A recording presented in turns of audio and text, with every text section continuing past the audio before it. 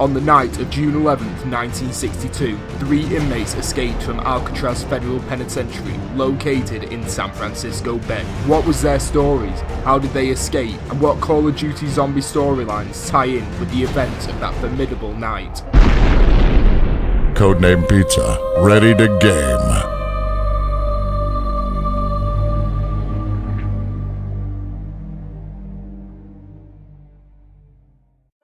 The year is 1962. Frank Morris, John Anglin, and Clarence Anglin are all planning the most famous escape to date through a series of complex and ingenious plans that took more than a year to prepare.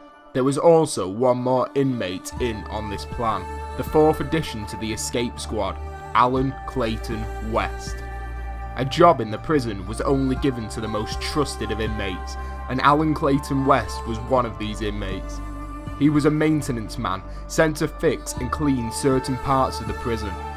The plan to escape from Alcatraz started when Alan Clayton West was sent to clean the area above the cell block. Whilst cleaning, Alan came across a ventilation shaft which led to the roof. He knew that if he could get up there at night, he would be able to make his way to the roof and hopefully to freedom. But the plan wasn't as simple as that. The inmates were locked down in their cells at night, so the only way they could get to the roof would be to excavate through the back of their cells through the small ventilation grate.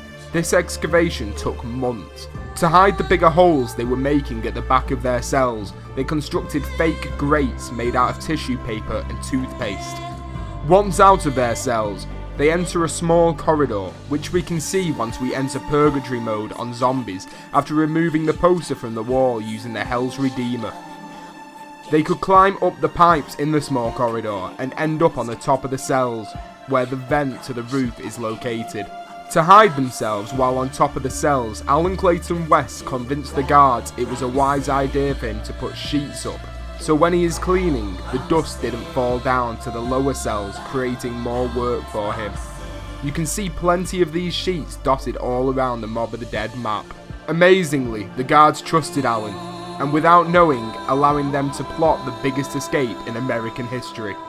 The inmates decided to make masks to have lay in their beds while they were planning more of the escape on top of the cell block. They made these masks using paper mache. In the library of the prison on Mob of the Dead, you can find this book which is called Paper Mache, giving another nod to the spectacular night. While in prison, the guards would make sure escapes would not happen by telling such stories such as, if you escape, we have sharpshooter towers, and the guards stationed there would have no choice than to shoot you on sight. On Mob of the Dead, the sharpshooter tower is located next to the docks. Other stories were that the water around Alcatraz is freezing, so you wouldn't survive the swim, and the San Francisco Bay is full of great white sharks. None of these stories are true. The inmates believed these stories though, so they decided to build a raft out of 50 raincoats they managed to collect from around the prison throughout the past year of planning the escape. On the night of June 11th, 1962, all 4 prisoners planned to escape. Frank Morris, John Anglin, and Clarence Anglin all met on the roof of the cell block and started their escape to freedom. Alan Clayton West did not. He never finished the excavation to the vent at the back of his cell, and he was left behind. At the night time in the prison, it was usually peaceful, so hundreds of seagulls would sleep on the roof of the prison. From interviews with other inmates staying in the prison at the time, we find out that when the escapees ran across the roof, the sound of the seagulls was extremely loud. I believe that Treyarch used a plane in Mob of the Dead as the escape to symbolise these seagulls flying away into the night. From the roof, the prisoners climbed down the 30-foot wall and out into the bay, never to be seen dead or alive again. The next morning, the prison went into lockdown, and the head warden was called into the prison. The head warden actually lived on the island in a house next to the prison. This house can be seen, ironically, out of the window in the warden's office on Mob of the Dead. And that's the story of the escape of Alcatraz. I love this story, I love it so much, and I really enjoyed making this video. If you enjoyed watching this video, make sure to please leave a like.